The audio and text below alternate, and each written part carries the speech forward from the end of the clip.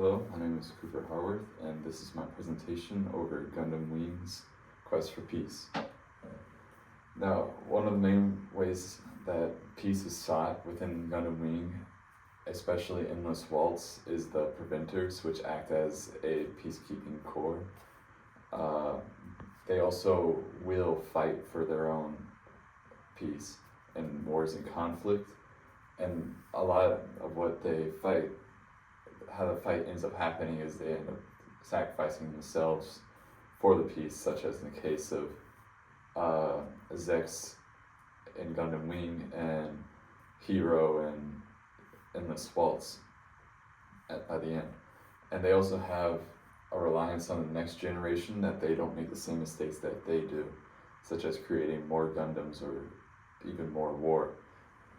Now, the price paid for this peace is obviously the lives lost within the conflict, but also it's kind of shown that Hero has some sort of PTSD from the conflict that he's in, and it really affects him mentally. But also, there's continuous wars after, as at the end of Endless Waltz, although the Gundams are never shown to be fighting again, I believe that it was an emphasis that there are still wars within the Gundam universe. They just don't have any mobile suits left. Like Marimea says, it's an Endless Waltz. Now, some examples in our world, I feel like the Preventers were kind of similar to the CIA. They aren't meant to be a direct force of conflict, rather they were to lead different organizations and colonies into the path of peace. But as we know, that usually doesn't go the way that we want it to. And also the Arab-Israeli wars are continuous versions of conflict, and even though they aren't fought with weapons of mass destruction, no matter how many peace conferences there are, there's still the 1948 war, Suez Crisis, 6 Days War, War of 1973, invasion of Lebanon, the first Infida, the Al-Qaeda Infida, and the more recent Palestine-Israeli war.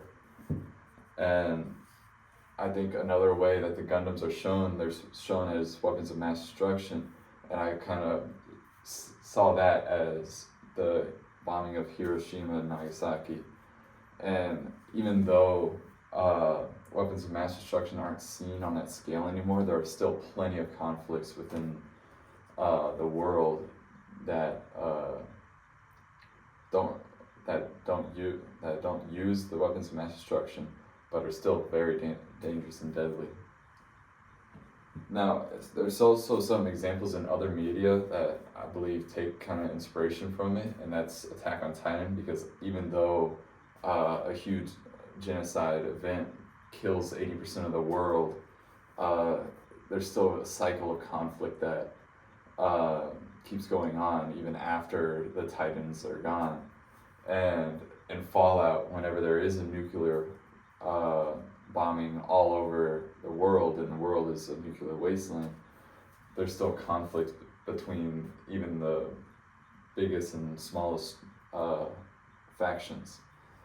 Now, I believe that shows a kind of ineffectiveness within Gundam's pursuit of peace, because it just causes a cycle of conflict. It doesn't figure out a solid plan to stop the conflicts that happen between humans.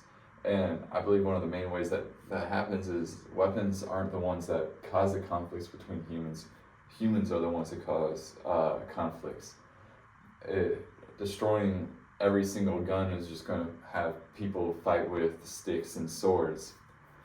And I believe that the plan of destroying the Gundams, although noble, that they can't have weapons of mass destruction anymore, it's ultimately ineffective in stopping all wars from within humanity. And these are my works cited. Thank you for listening to my